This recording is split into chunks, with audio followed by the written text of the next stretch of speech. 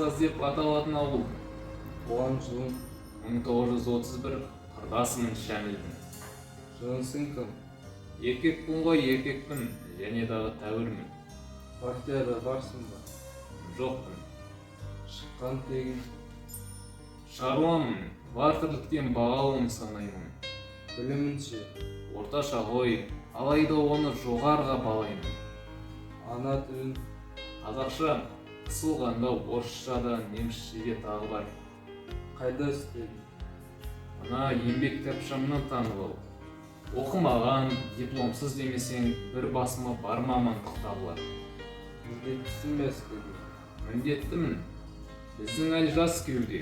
Жауынгердің ұлымын ғой, жанын қиған Мәскеуге. Сөгіс алып көрдің бе? Бұл жағынан пештерін дей алмаймын мен де. Ойлы қырлы болады ғой бұл өмірден өтіп кету. Ол өзі бір еншіс ғой, ездің әрі ердің де. Мекен жайың? Мекен жайым жер менің. Жерде жүрген ақым деген пендемін. Қалам, қағаз, уақыт бер тек аздаған. Мен өмірді жырлау үшін келгенмін. Жақсы, әлде түсінікті болды.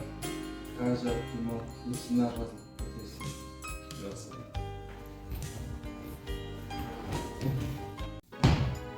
Апырай, аурухананың темір төсегіне жетімсеп жатқанда өзім келеді деп ойлаппын ба? Әлің қалай мұқтағали? Шәміл-ау, қай жайымды білсең еді, білмеймін қайтерімді кім сенеді. 17-де өшіріп алған отым, қайтерем қайтаған жүрсе мені. Бір ретке ұшырадым бұл күнде мен, қоштастым сауығыммен, күлкімменен. Жүрегім жерік болған жағдайы бар, бір пәле жатыр білем бүлкілдеген. Анталып ыңқылменен, күңкілменен, жеткізіп айту қиын құр тілменен.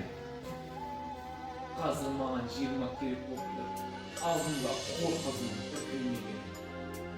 Ойласам, талай-талай қыр басыппын, досым деп доңызбен де мұңдасыппын. Шәміл-ау, қалың бостан қалған сенен, қайтермін ғашықпын мен, шын ғашықпын. Сол күндер ғой жүректің аңсағаны, саған шөлдеп айызым тамсанады. Өкініш пе білмеймін қуаныш па, өз-өзімнен жүрегім ән салады. Әнсіз өмірме қаңсымай ма, өзегімді өртеп тек жаншымай ма. Махаббатқа арнап бір ән шығарсын, Шәміл-ау, шәмші қайда, шәмшіге айт тағы да бір таңдандырсын. Жандандырсын, жүректі жандандырсын. Мәңгі өлмес махаббатым айта жүре, мәңгі өлмей тұрған ән қалдырсын. Шәміл, айналдым жазылмасқа, күрей тұғын түгін бар жазын бассан. Бүгін менен саулықпен сайран қалған, жайында жырда қалған жазылмастан. Жоқ, сізге палатадан шықпақ түгіл ойнымыздан қозғалу болмайды. Дертіңіз өте қауіпті. Сізге айтатын хабарым бар. Ертең сізді операция столына жатқызып, сау адамның жүрегін салады. Уайымдамаңыз. Ертең-ақ құлан-таза жазылып, бұрынғы 25-іңізге қайта оралатын боласыз. Жоқ, дәрігер, орнатпа басқа жүрек. Басқа лепіл жасама басқа леп. Қалай айтам бүлінген жүрегімді білдірмей тоқтырап бастады деп. Өңгеріп өгей жүрек қайда барам? Өзген оғылын қайтып пайдаланам. Сыйына рахмет қайранады. Өзінің жүрегіне қайданады. Алмастырам дедім ол, алмастырам. Сірә менің жылызым жан бас бұдан. Өзімнің жүрегімді желек беріп, өзгенің қолын қалай пайдаланам. Туған жүрек өтінемін есіне. Туған жүрек әрине өлмесін де. Жоқ, дәрігер қозғалма дамылдасын. Әрбір өзінің кеудесіне. Менің есебімде, мен биыл дәл 40-тың 5-еуінде. Кім біледі қалған өмір неше жылға жетер, неше күнге. Ұмыт болып есебімде, өсегімде. Ұйықтап кетсем болғаны төсегімде, 40-тың 5-еуінде. Адал едім артынан арам болдым. Адам едім надан болдым. Жиылып бұл жалғанның жамандығы, ақыры маған қонды, жаман болдым. Айтыңдар қайсың бар ардақтаған, таразыға тең қойып салмақтаған. Басылған маңдайыма қарғыстан ба, Жауға жан батпаған, жапалақ емессің мен жалпақтаған, қыранның мен екі көзін қан қаптаған.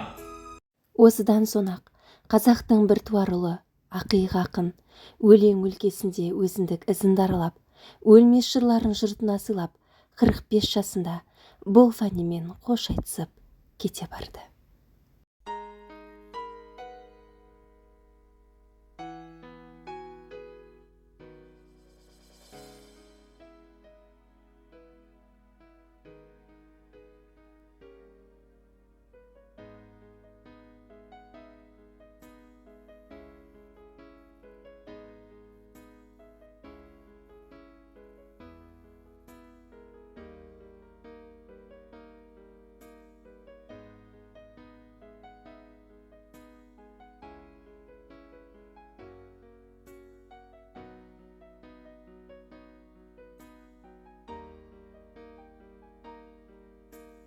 Құс та болғым келмейді, қанатым бар.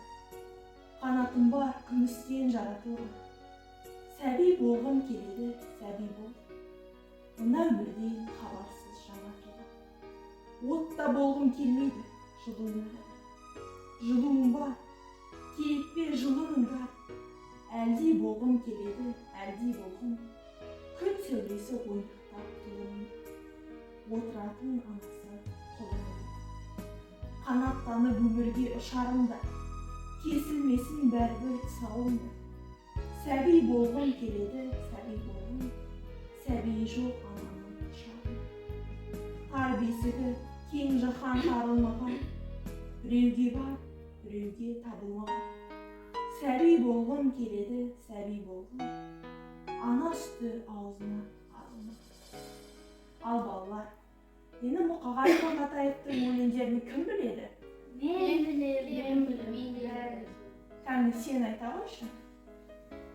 Мен Мұқағали Мақатаевтың көптеген өлеңдерін жатқа білемін, бірақ қазір сүйікті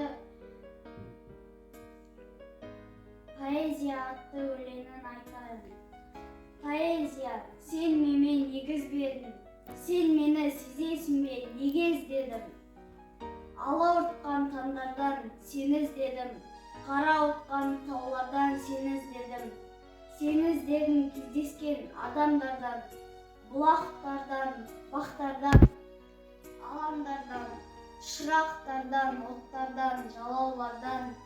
Сені іздедім жоғалған замандардан, сені іздедім досымнан, қасымнан да. Ақша бұлттан іздедім жасымнан да. Сен бе дедім ақ нөсер ашылғанда, қызыл жасыл шұғыла шашылғанда, көкжиек пен көкжиек қосылғанда, махаббаттан іздедім сағыныштан, арманымнан іздедім алып ұшқан, сәттерімнен іздедім жаңылысқан. Сені іздедім жадырау жабығысқан, сені іздедім зембілік гүрілінен, күннен түннен гүлдердің бүршігінен, қуаныштың түршігі күрсінуден, жүректердің іздедім дүрсілінен. Сені іздедім сезімге у шараптан да, минуттардан іздедім сағаттан да. Сені іздедім, іздеймін тағат бар ма? Сені маған егіз ғып жаратқан ба? Мен Мұқағали Мақатаевтың анасына арнаған өлеңді білемін. Нені аңсаймын, туған өлке, туған жұрт, сені аңсаймын. Неге аңсаймын, білмеймін, неге аңсаймын. Ұл де мейлін адасқан, құл де мейлін. Сені аңсаймын, туған ел, онан сайын, қуат берген дәмінмен тұзын маған. Қаймағында аңсаймын, бұзылмаған. Гүлін сүйем, шалғынның бірін сүйем. Үнін сүйем, масанын ызыңдаған. Сені аңсаймын қайнаған ақ бастаулар, майын ақ басқандар, сені аңсаймын қазіргі ақ бас жаулар, бұрынғы өреде құртап қашқандар. Су кешіп жалаң аяқ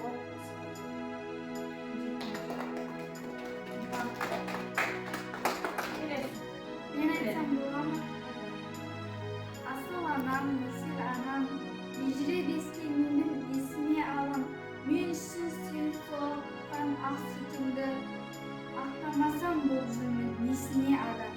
Асыл жолда жүрсем де арып ашып, аға толып түсірмей, жаның ашып, аға толып оқытып кеше барған хаттарымды отырмысың көкпейіп жаның ашып. Қайда жүрсем сүйін құшарым, сүйімін дидарыңды мен құшарым. Қайда барсам өзіңдей қарсы алды, кең байтақ отағым мен құшарым. Жаратылдың бағымашы, білемін көңілсізсің сағынасың. Қайда жүрсем қамқоршым, отаным бар. Қапа болма мен үшін, не қыласың?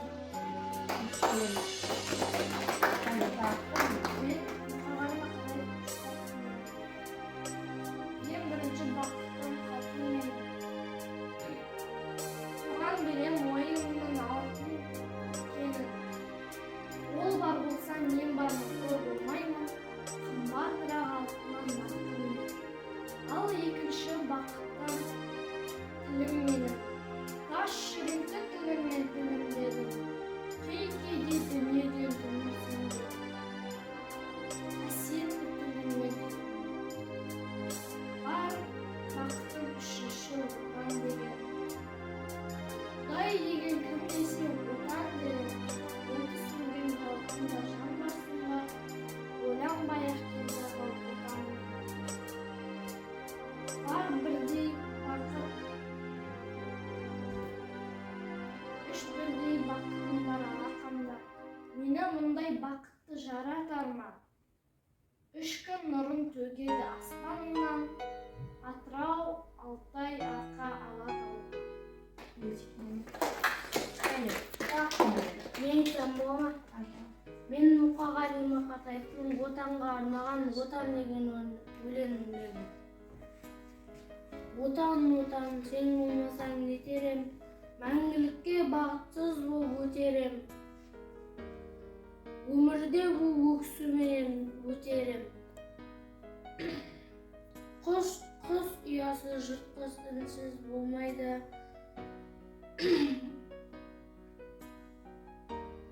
Отансыз жан өмірінде оңбайды, өзін өзі қорлайды да сорлайды. Тірі адамға сол қайғы. Күн көреді әкесіз де анасыз, өмір сүрер әйелсіз де баласыз, ал отансыз нағыз сорлы анасыз.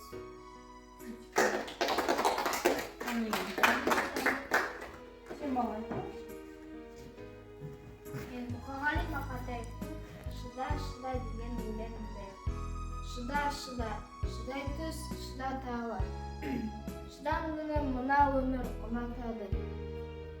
Үміттің құла не құла таны, әйтеуір бір атады. Өкінбе, өкпелеме бүгіннің, өмір болмайды түйілуге. Мәңгі сені жазбаған сүрінуге, қайта тұрып қақым бар жүгіруге. Түсінемін жанының ауырғанын, шыдадың ғой шыдай түз дамылдағын. Йоктардың тәсілін қабылдағын, басқасына бас ұрып табынбағын. Шыдай түз тағы шыда. Тау құлатқан тасқынның ағысына, кір жуытпай кіршіксіз намысына. Қар суға оғады алысуға.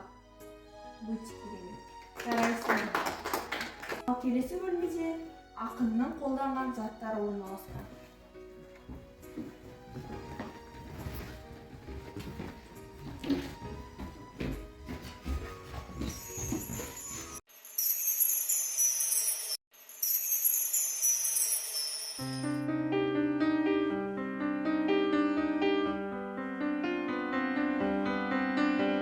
Мұқағалидың күнделігі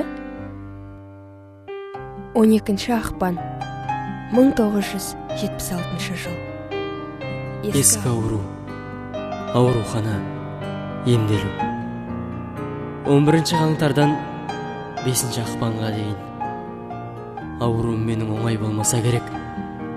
Егер дәрігерлер диагнозы дұрыс қойған болса, онда мені тек бір сиқырлы күш қана сақтап қалады. Бұл жолы шынында да ауру екенімді мен өзімде ұғындым. Қатты жүдедім. Көңіл күйім нашар. Шаршадым. Бүкіл өне бойым сырқат.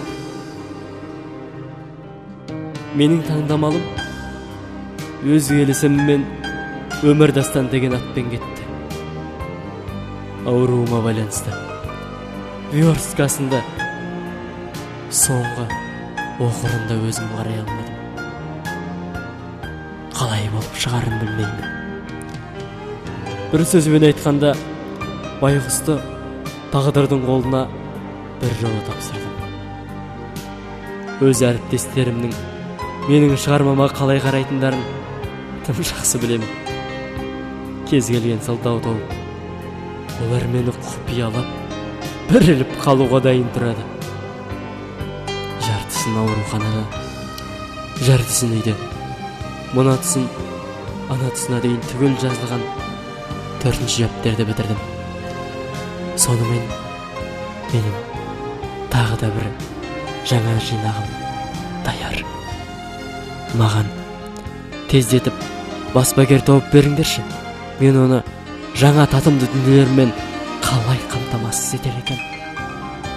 Мен өлеңді үзіп жұлқып, орай егілгенде кез келген жерде жазуға әрекеттенбегем. Жоқ, поэзия жан бұлқынысы.